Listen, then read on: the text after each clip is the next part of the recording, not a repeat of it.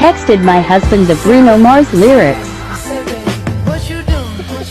Where you at? Oh, you got plans. Don't say that. I'm sipping wine in a robe. I look too good to be alone. My house clean, my pool warm.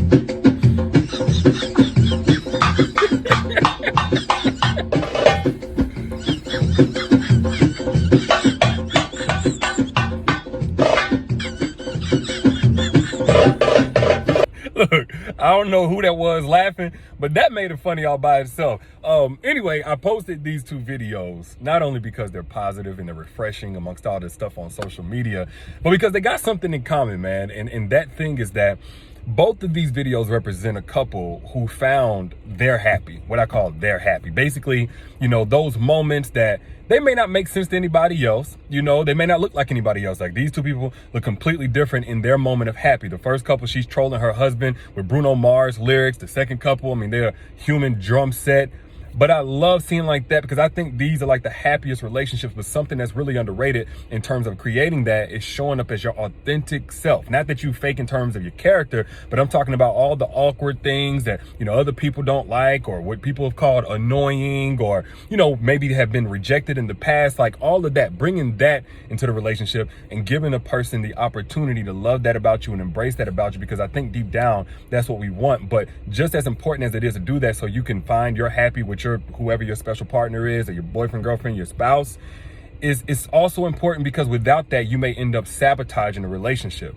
And I think that's at the root of a lot of self-sabotage. One, the resentment of not being able to show up as your true self, and two, the fear that if you do, you're going to be rejected. And of course, that materializes as pushing your partner away in expectation that they're going to reject you. So first, you got to do that so that you don't get hurt first.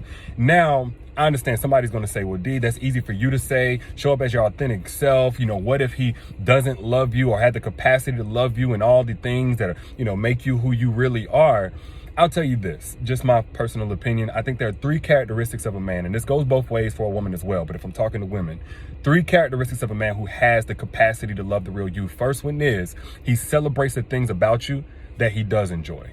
He celebrates the things about you that he does enjoy. So you already come to expect energy. I mean, I'm talking about not that he just said it in the beginning of the relationship in the honeymoon phase, and then from there he just expects you to know it, but on an ongoing, consistent basis, he's constantly cheering you on for everything that he finds lit, you know, however you dress, however you look, however you cook, or whatever, right? The second one, because of course that's obvious, the second one is he respects the things about you that he doesn't like, so long as they're not toxic.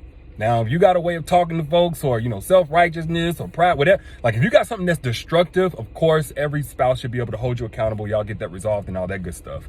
But I'm talking about, say you like a particular show that he doesn't like, a particular activity. If he's at least respectful of that, despite not personally connecting with it or wanting to join you in that, just off the strength that you have a life and interest outside of him, if he's at least respectful of that, that's typically a person that you can go ahead and show that authentic self to. Go ahead and be that goofy, awkward, or whatever version of you that you don't show everybody else. Now, thirdly, I believe the characteristic is a man that is at least welcoming to the parts of you that he doesn't already know. And again, this is more on an intentional, ongoing basis, constantly intrigued, trying to find out more, because a man who is welcoming to the parts of you that he doesn't know is typically also welcoming to the parts of you that are still evolving and still growing. And if he's welcoming to those things, he's probably promoting that and pushing you to that. Now, with all that being said, a man can have the capacity to love the true you, to welcome and embrace and you know, push you to grow and all of that stuff, but he cannot actually do it without your permission. So you hold the key.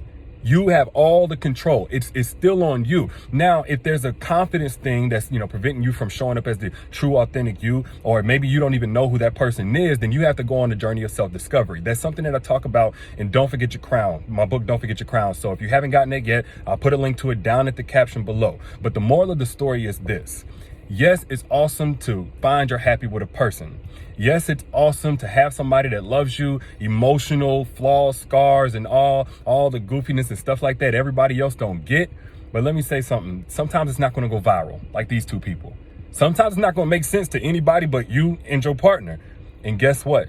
That's all that matters, is that it makes sense to you and your partner. Forget everybody else. So I love that these two couples have it. I wish that for everybody watching this video. But y'all let me know what you think down in the comments. Again, don't forget your crown book is at the link down in the caption right now. I'll let y'all later. Y'all be good. Peace.